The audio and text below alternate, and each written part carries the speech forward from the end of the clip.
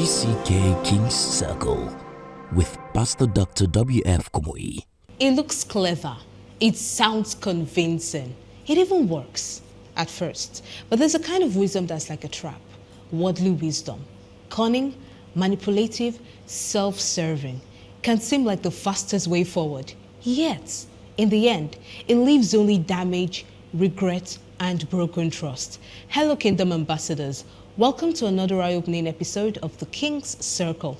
My name is Shalom, and remains my co-host. Gabriel Eric, thank you. Today's message exposes the hidden cost of worldly wisdom, the kind that deceives, divides, and destroys. And to take us into this journey of truth is a visionary leader, the voice behind the King's Circle, Dr. W.F. Kumuyi.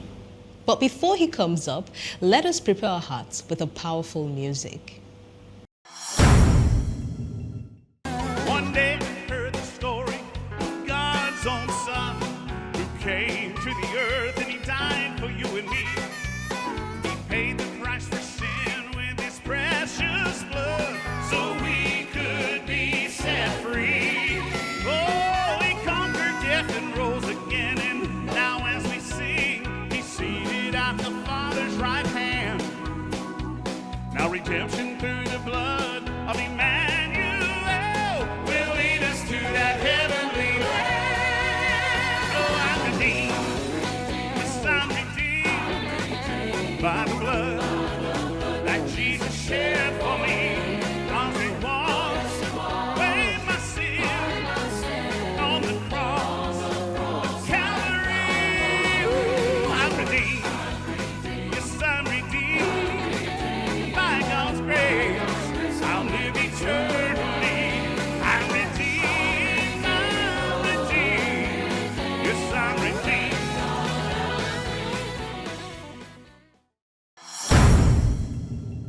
That was inspiring. Now, Kingdom Ambassadors, open up your hearts as Dr. W.F. Kumuyi reveals the dangerous consequences of worldly wisdom and why we must reject it for godly wisdom. The evidence and deadliness of earthly wisdom, sensual wisdom, devilish wisdom. Look at verse 14 of James chapter 3. In James chapter 3, but if ye have bitter envy and strife in your hearts, glory not and lie not against the truth. Verse 15. In verse 15, this wisdom descendeth not from above. This wisdom descendeth not from above. You see, there are people, they do not understand. There are different kinds of wisdom. They talk about the wise woman. Absalom, the murderer, had been exiled. He exiled himself, actually ran away when he knew that the king knew what had happened. And Joab was very close to David. And Joab had been having communication with Absalom.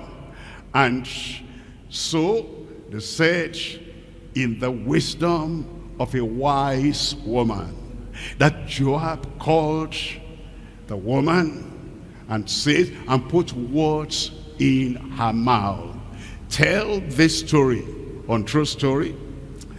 Tell this narrative, deceptive narrative, to David the king, and show how terribly you are suffering, because they want to take your only child that remains. The other one has died, and they want to take him, and you will be led like a widow that has no child. And so Joab put the word in her mouth. Wisdom, the wisdom of Satan. It's not all wisdom that is of God.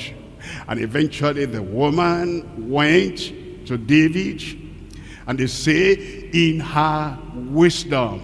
And people don't understand, that's not the wisdom of God. And told her story. And David said, wise woman, tell me, is not the hand of Joab with you in this matter? David knew, he understood. Okay, you want Absalom back? Call Joab. Joab, you could have spoken to me directly, but you said you're wise woman. Okay, go and bring him back. That kind of wisdom was what unseated David from the throne. Because Absalom was not just a backslider, was a cunning, crafty, cruel backslider. And came back. And after he came back, he now began to strategize.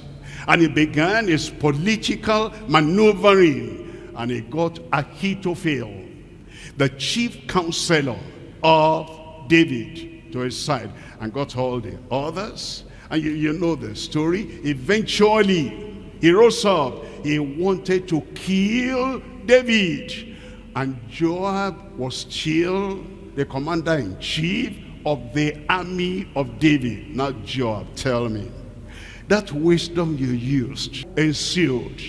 David was driven away from the throne by the carnal, cruel, crafty wisdom of Joab and Absalom. And eventually, you know the story.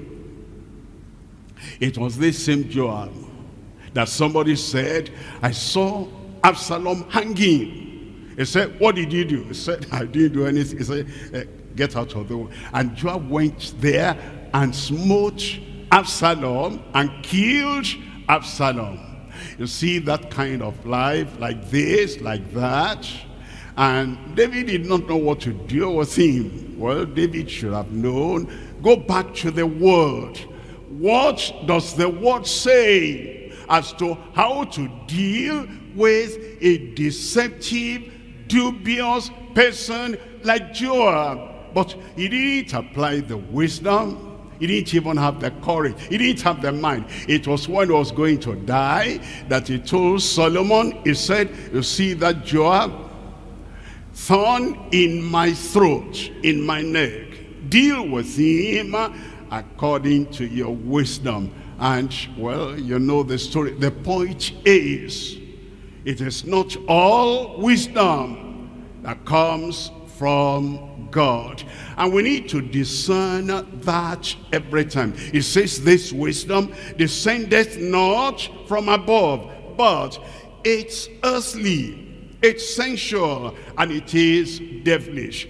The Lord help every one of us to be free from all these kinds of wisdom that are not of God, and come back to the word of God and have the proper wisdom that will transform our life, that will make us live the way we ought to live, the wisdom of the word. God give you understanding in everything. Let's rise up now and talk to the Lord in prayer and tell him we've heard today of the wisdom that we ought to have. Tell him, tell him. Pray to the Lord. Let him examine you. Let him examine your life and come back to the wisdom of the word of God. Purge me, let him purge you. Wash me, let him wash you. There's no wisdom in retaliation. That's what killed Ahithophel. Wisdom. The wisdom of heaven, the wisdom of God, the wisdom of your word reign and rule in every life. What a sober reminder. Manipulation and selfish cleverness may last for a moment, but only God's wisdom leads to peace, integrity, and lasting success. Exactly. So let's choose truth over tricks and wisdom from above over the deception of this world. See you next time on the King's Circle.